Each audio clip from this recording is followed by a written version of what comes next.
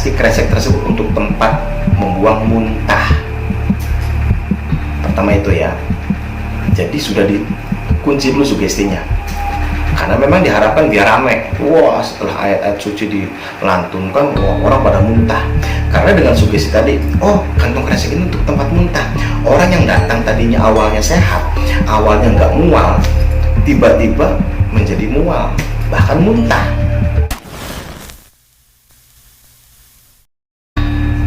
Assalamualaikum warahmatullahi wabarakatuh. Kembali lagi bersama saya Niko, Jawaban Misteri Channel. Kali ini saya mau mengulas tentang dunia ruqyah. Dunia ruqyah ini orang Islam terutama ya banyak tahu apa itu ruqyah. Jadi ruqyah ini kan umumnya kalau di Indonesia urusannya kepada yang tentang dunia kegoibian. Jadi kena santet lah, atau diganggu jin fasik lah, inilah itulah. Jadi orang yang diruqyah umumnya ada reaksi-reaksi muntah, kerasukan, segala macam. Ya memang yang sering nyatanya seperti itu gitu ya. Nah, faedah dari ruqyah ini masya Allah ini banyak banget ya. Nggak hanya tentang masalah orang sakit yang konon katanya karena gangguan yang bersifat goib ya, yang sifatnya medis pun sama, insya Allah itu bisa ya. Lain-lain hal banyak bisa dikaji ya. Mungkin kalau kita googling itu banyak hal yang bisa kita kelola ataupun kita kembangkan pemahamannya ya, apa itu ruqyah. Tapi uniknya lagi di Indonesia ini, mengapa saya mau ngulas tentang ruqyah. Jadi ruqyah ini akhirnya rusak dengan oknum. Benar. Kalau di pemahaman Islam, orang yang bisa melihat jin itu berarti orang tersebut matanya sudah kemasukan jin ya. Jadi sudah terkena tipu daya jin ya. Nah, itu pemahaman simpel aja sih untuk Islam ya. Tetapi justru ada orang-orang tokoh-tokoh yang mengaku dirinya seorang ahli ruqyah dan sering melakukan aktivitas ruqyah. Lalu dia mengatakan setelah dia meruqyah, oh itu orangnya sudah jinnya sudah keluar, setannya udah kabur. Oh kamu kena santet, oh kamu begini. Jadi saya tanya, ini orang ahli ruqyah atau dukun yang prakteknya bergaya-gaya ruqyah, kok bisa-bisanya mengatakan seperti itu? Sedangkan orang-orang yang membidangi dalam ilmu ruqyah gitu ya, nggak pernah terbesit berpikiran ataupun mengatakan, oh kamu kena santet, oh jinnya udah keluar, oh ini itu, kayaknya enggak deh. Nah, entah karena ingin mendapatkan pengakuan ataupun gimana ya, dia orang yang ahli ibadah, orang ahli yang sakti lah, gimana sampai bisa mengetahui bahwa kamu kena santet ini dan itu segala macam. Jadi sama aja orang ruqyah itu mau fitnah dong, karena belum tentu orang itu disantet ya, pasiennya maksudnya ya. Belum tentu disantet atau kena santet, akhirnya dibilang kena santet. Nah akhirnya sama saja berbuat fitnah, akan menimbulkan efek di mana si pasien tersebut, wah kemarin saya bertengkar sama si Anu misalkan, oh bulan lalu ada konflik sama si Anu, otomatis pikiran si pasien itu akan berpikirnya kepada si yang dicurigai tersebut, padahal yang dicurigainya tidak melakukan apa-apa ya, apalagi berbuat santet. Hanya karena gara-gara si oknumnya ini yang terapis ruqyah ini mengatakan seperti itu, otomatis sama saja memfitnah. Nah ini yang bisa merusak hubungan baik dengan orang, bahkan bisa berurusan dengan hukum ya. Apabila si pasiennya tersebut nggak terima, datangin seorang yang dicurigain, hei kamu nyantet saya ya. Nah yang dituduhnya ngerasa nggak nyantet, wah kenapa nih kok dituduh begini-gini? Karena dia juga ingin membela nama baik dia, dan dia juga nggak mau dituduh negatif, dia lapor ke polisi. Panjang urusannya, diusut-usut, kamu bisa tahu ataupun mencurigai saya sebagai tukang santet dari mana? Oh dari si Ustadz Anu misalkan. Ya udah panjang, nggak kena deh Ustadz itu. Ya nggak ada dasarnya, nggak ada buktinya, nggak ada apa-apanya, kena. Nah ini bisa beresiko. Nah karena makin maraknya ya dunia-dunia rukyah ini yang akhirnya diplesetin gini ya, dan ngerinya lagi ada beberapa oknum yang akhirnya mengatasnamakan sebuah majelis anu, padepokan anu ini dan itu, mengadakan praktek-praktek ritual rukyah massal. Ya saya bilang ritual ya memang unsurnya ujungnya komersil sih. Karena gini, ada orang-orang yang memang di basicnya dunia-dunia supranatural ataupun ya perdukunan, karena saya kenal banget orang tersebut. Ya memang kenal lah, saya nggak bisa sebut apa ya, dan dia memang basicnya begitu, dunia perdukunan. Tapi memang hari-hari sering pakai kepeya, sarung ini dan itu, tapi untuk urusan ya cewek wah gitu-gitulah udah dunia tipu menipunya ya memang luar biasa gitu kan ya, saya kenal banget itu. Tapi dia bentuk tim, lalu ke sebuah majelis, bahkan sampai ke mungkin ingin mengadakan kerjasama dengan DKM di masjid atau gimana untuk mengadakan ritual rukyah massal. Ya dia sih sudah tahu ya artinya tekniknya segala macam ini dan itu. Nah ujung-ujungnya itu kalau udah konsep seperti itu, kalau sudah terjadi masyarakat yang datang berbondong-bondong, lalu ada yang kerasukan, lalu dibacakan ayat-ayat A, B, C, D, terus sembuh segala macam. Itu kan untuk menarik minat pasien, yang jadi pasien. Jadi rukyahnya, nama rukyahnya rusak banget gitu kan. Ya amat disayangkan sekali. Dan umumnya selalunya untuk mengenalkan dirinya seorang ahli dalam urusan medis dan medisnya, biasanya rukyah ini dijadikan alat main iklannya, yaitu rukyah massal. Dan jangan salah, selalunya diselipin orang-orang tertentu ya yang dikenal, yang sudah disetting untuk seolah-olah menjadi jamaah, lalu menjadi kerasukan, lalu nanti akan ditangani, nanti wah ya udah sudah disetting. Nggak hanya satu orang, yang bisa 5, bisa 10, itu sesuai apa yang dia kondisikan.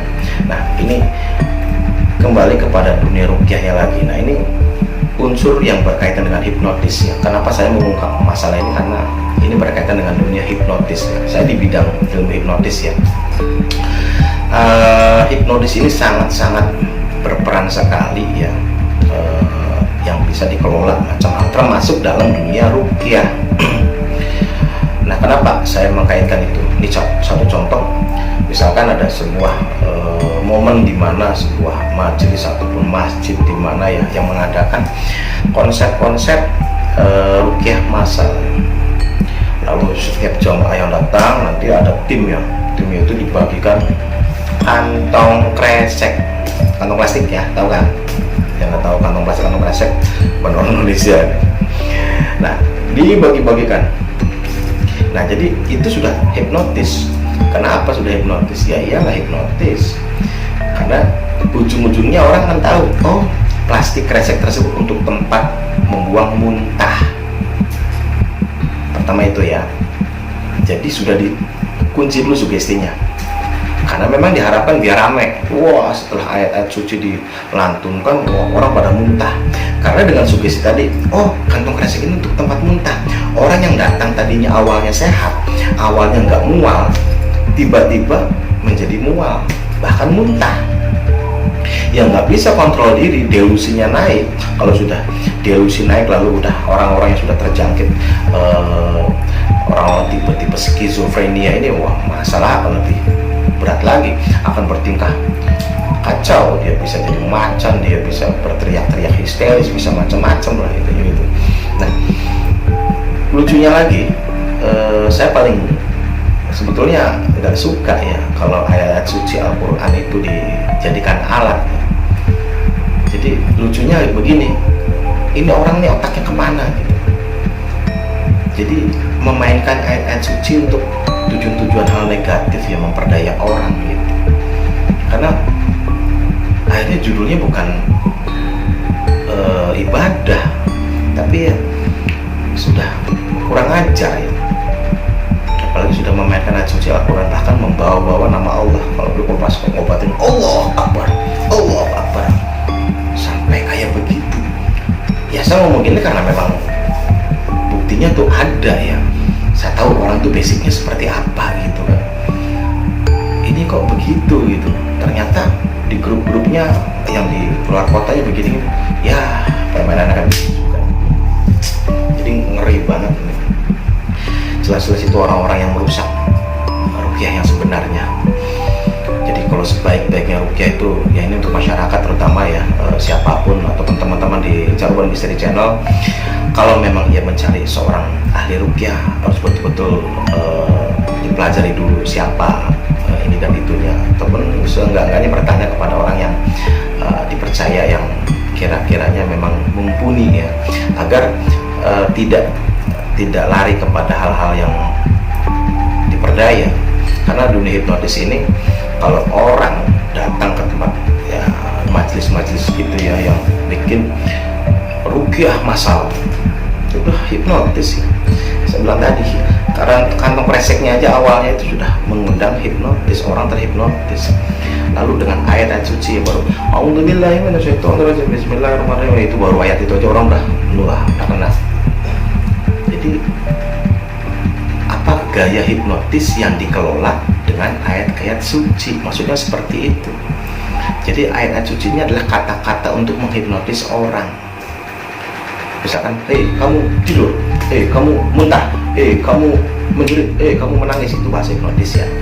Nah itu yang orang-orang oknum-oknum yang mengatasnamakan ruqyah itu akhirnya menggunakan ayat-ayat itu untuk membuat orang menjadi menjerit, histeris ya, muntah-muntah, seolah ada jin yang masuk dalam tubuhnya, ini dan itu, padahal itu delusi ya, sesuatu yang terbentuk dari pikirannya dia sendiri ya. Akhirnya jin juga difitnah ya, padahal jinnya nggak ngapa-ngapain, jinnya yang disalah-salahin ya, jin fasik ini dan itu segala macam. Walaupun memang Islam juga mengajarkan aturan-aturan ya, kalau mau tidur kita bagaimana, kita mau masuk kamar mandi bagaimana, karena untuk menghindari hal-hal tadi ya, jin fasik, gangguan yang tanpa kita sadari ya.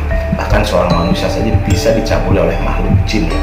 Nah ini hal-hal tersebut harus itu menjadi pegangan orang Islam ya. Tetapi kalau yang saya temui kebanyakan justru ya rekayasa. Jadi ngeri banget ya. Ya jelas rekayasa. Untuk orang-orang jamaah yang kerasukan aja itu udah settingan. Untuk itu mohon maaf ya bagi seorang tokoh-tokoh yang bergerak dalam bidang ibadah pengobatan secara ruqyah gitu. Ya saya yakin anda memang berjalan di dunia ibadah. Bagaimana caranya anda untuk mengembangkan ruqyah ini menjadi lebih baik? Mungkin bikinlah sesuatu hal yang mungkin seperti ini untuk memberitahukan kepada masyarakat agar tidak ada lagi oknum-oknum yang dengan sengaja merekayasa mengatasnamakan ruqyah, padahal dia basicnya dukun klinik ya. Ya saya bilang dukun klinik aja deh, karena bukan apa-apa, ujung-ujungnya ini kan orang kalau sudah unsurnya udah pribadi, ini kalau udah bicara nih duit nih, ya nanti ritualnya justru ya berlawanan dengan cara Islami, itu ruqyah gitu kan. Nah saya juga pernah mendatangi seorang tokoh kiai besar ya di Jawa Tengah. Mohon maaf saya nggak bisa sebut namanya, kebetulan karena waktu itu saya ada bidang hipnomotivasi ataupun hipnotis massal untuk anak-anak santri ya, dalam arti bertujuan membentuk pola mental dengan hipnoterapi dan hipnosis ini agar anak-anak santri ini memiliki semangat belajarnya lebih mana gitu kan, untuk tujuan positif ya. Jadi di luar unsur klinik ataupun apa ya. Tetapi seorang tokoh kiai besar itu mengatakan tentang dunia ruqyah, dia tidak menyetujui, bahkan nggak mempercayai ruqyah. Kata kata beliau. Lalu saya bilang, dalam arti berpikir ya, kok seorang kiai besar kok sampai ngomongnya begitu. Nah dari mulai itu saya terus mengkaji gitu kan, ya soal percaya ataupun tidak, tiap-tiap orang akan memiliki penilaian masing-masing ya. Nah tapi kembali lagi, ruqyah tetap isinya ayat suci Al-Quran, dimana ayat-ayat tersebut ada ya macam-macam hal. Kalau di Google itu kan banyak lah, apa sih ayat apa aja gitu. Setiap ayat itu kan mengandung kandungan isi yang bermacam-macam ya. Tapi tetap kalau kita yakin dengan diri kita, kita merasa ada sesuatu hal yang mungkin agak mengganggu entah kesehatan, entah permasalahan lain-lain macam-macam ya, kita bisa meruqyah diri kita sendiri deh. Ini simpelnya deh. Akhirnya saya bilang begini ya, karena tokoh A ahli ruqyah, tokoh B ahli ruqyah, yang ini yang A-nya yang betul-betul mempelajari ruqyah bener, yang satunya mengatasnamakan ruqyah padahal dukun penipuan. Dia jelas penipuan bilang gitu. Masyarakat bingung, ragu ya, mau yang A atau B, karena nggak tahu. Ya udahlah, masih mending ruqyah diri sendiri aja. Loh, kok bisa? Ya bisa lah. Apa sih yang nggak mungkin bagi Allah ya? Kalau Allah sudah kun fayakun, ingat itu kan. Nah, caranya cuma satu biasanya kalau orang Islam ini kan. Pertama, jaga ibadahnya yang 5 waktunya ya. Satu itu. Kedua, ibadah malamnya. Ada sholat hajat. Jelas, kalau kita punya hajat, kita punya tujuan ya sholat hajat, minta pada Allah. Ya terus kita mau minta ke siapa lagi kalau bukan sama Allah? Dan sudah janjinya Allah kan, siapapun umatnya yang meminta kepada Allah akan dikabulkan kan? Dan jangan pernah berkurang sedikit pun keyakinan kita kepada Allah, dan pasti dikabulkan. Cepat atau lambat ya minta yang cepat pada Allah, insya Allah cepatin. Kan kita minta sama Allah. Kedua, lakukan istikharah ya, minta petunjuk pada Allah dan yakin akan dikasih petunjuk. Jadi bukan mintanya kasih A, B, nantinya terjadi terawang-terawangan ya, yang ngawur-ngawur ya. Ini bahaya lagi kalau udah sampai ke arah itu ya. Jangan tanya ke orang untuk petunjuk, karena ini urusannya hanya diri kita ya, dan kehidupan kita sendiri, hanya diri manusianya dengan Tuhannya. Nah, yang utamanya lagi yaitu sholat tobat nasuha. Ya ini saya hanya mengkaji dari berbagai hal ya, orang-orang yang konsultasi pada saya dalam bidang saya ya, hipnoterapi ya, karena kan urusannya tentang psikis lah ini dan itu. Jadi kalau sholat tobat nasuha itu kenapa kok dikaitkan dengan ruqyah gitu kan, mungkin agak kurang gak masuk akal ya. Tapi kalau menurut akal saya ya, setiap manusia ini kan memiliki dosa ya, dosa. Saya juga dosa masih banyak lah. Mungkin kita pernah cita orang ya, kita pernah ya bunuh hewan misalkan gitu. Apalagi dulu kan saya senang main senapan gitu, tembak burung-burung kecil gitu, itu kan dosa gitu kan. Jadi hal-hal kecil ini tanpa kita sadari itu yang menurut kita tidak mengandung dosa, sebetulnya dosa. Nah, dari dosa tersebut mungkin mengakibatkan hal-hal yang teguran-teguran dari Allah ini A, B, C, D, inilah macam-macam, dan itu hanya rahasia Allah ya, dan kita tidak akan pernah tahu, dan tidak ada satupun orang yang bisa tahu rahasia orang untuk masalah nasib seseorang. Jadi sudahlah, tobat nasuha, ampun, minta ampun ya Allah, minta ampun ya, ampun ya dari semua segala kesalahan, dan berusaha menjadi orang yang baik. Nah insya Allah di situ akan ada sebuah perubahan, karena kata Allah kan, kalau kita melakukan sholat tobat nasuha dikala kita sudah melakukan sebuah kesalahan, itu yang menjadi kesalahannya akan dihapuskan apabila dilakukan bersungguh-sungguh dan tidak akan mengulangi lagi. Nah jadi kan itu dijelaskan. Nah apalagi kalau kita minta tadi, udah diminta dihapuskan dosa kita, lalu dihapuskan juga dengan segala macam hal-hal tadi, kesulitan hidup, masalah A, B, C, D nya tadi ya, sakit kah, utang piutang kah, macam-macam hal. Dari situ minta dihapusin. Artinya kalau orang minta di reset ya. Kalau HP itu reset pabrik ya, setelan pabrik lagi gitu. Jadi itu cara yang efektif banget. Kalau kita memang bingung mau kemana, berikhtiar ya. Tapi ya syukur-syukur kalau ada kenalan seorang tokoh yang bidangnya di bidang keagamaan ya, tanyanya sama bukan orang yang aktivitasnya dalam dunia klinik, perdukunan ataupun rukyah dulu deh. Kalau memang ragu, ya Ustadz ini biasa dulu gitu, yang bukan ngurusin hal-hal pengobatan, tapi yang ngajar-ngajar ngaji segala macam. Insya Allah beliau tahu mengenai ayat ini nih begini. Insya Allah beliau akan menjelaskan secara ilmu agama ya, dan bagaimana kita harus menyikapi apa yang menjadi masalah kita ya. Kalau kita nanya sama ustadz yang mainannya dunia klinik, dunia goibiyah, ya udah, tanya macam-macam, insya Allah akan tersesatkan.